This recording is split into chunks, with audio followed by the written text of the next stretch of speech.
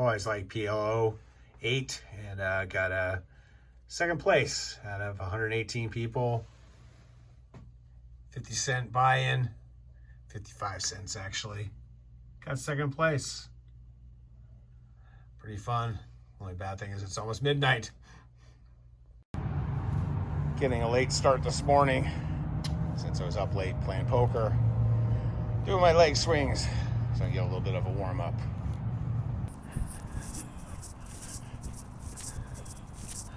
Gonna be another warm one today. It's Friday. It's gonna be in the 80s, maybe 90s.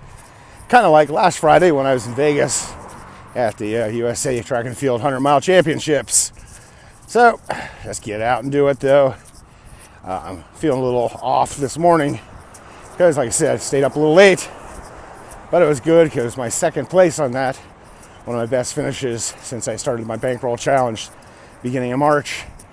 I guess tomorrow I will start the Race Across Tennessee challenge, so I gotta sign up today. Well, I did a little homage to Jeff Galloway. He's been getting some love on the internets lately with the Podium article, and I've used Jeff Galloway's run walk system for decades. He was an Olympian in '72 for marathon, came up with the run walk method, which when you look at us ancestrally, it's what we were always meant to do, not really running this steady state. Hard, fast. We were chasing animals, so you'd run, you'd walk. And I always say, like in ultra running, we don't really run ultras, we migrate ultras. So Jeff kind of came up with the idea of run walk, especially because when he was running races, he would often walk through the aid stations, and he noticed that he felt a lot better on the rest of the run. And so he incorporated it, and he basically bases it on your pace.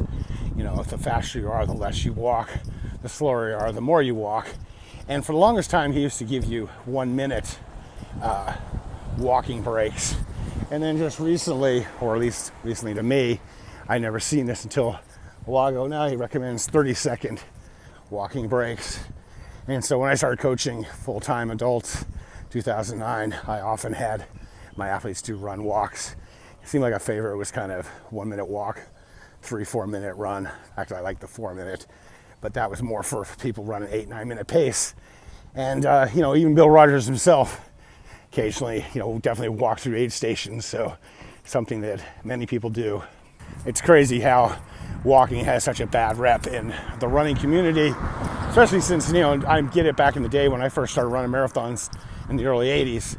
If you didn't break, 3 hours, you're considered a jogger. 4 hours was like the time cutoffs. But now, we're trying to expand the running, and there's all kinds of people, all sizes, doing marathons and beyond.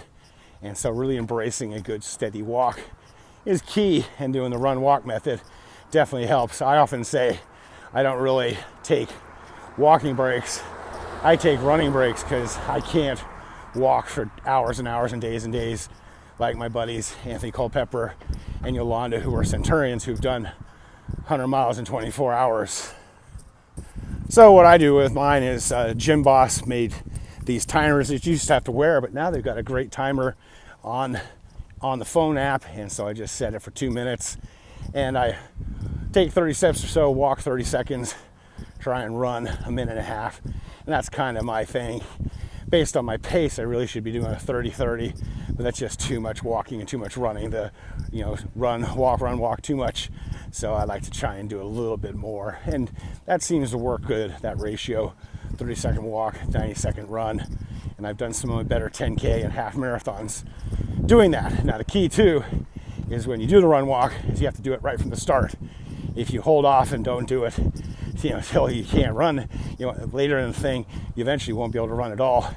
And one of the big proponents of run walking, I don't remember his ratio, Bob Hearn, who has gone over 500 miles in a 6-day race and has almost made our American US 24-hour team, even though he's in his 50s, he has a run walk pattern down cold, and he uses throughout the whole race, and he's super, super consistent, basically throwing down 9-minute miles forever.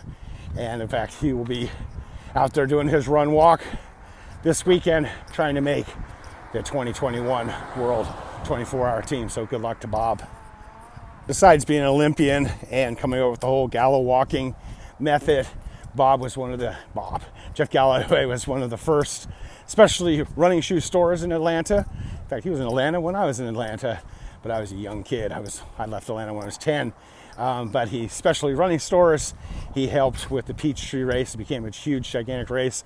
So if you love your local running shoe store, thank you, Jeff Galloway. And if you like the big city marathons, he helped pave the way for all of those type of events. So here's to Jeff Galloway. And I really need to do his method more, and definitely will help me in my pursuit, because the walking, I just can't go fast enough really to get a workout and to make cutoffs in races. So here's to Jeff. And as always, stay healthy, be boring, and please subscribe.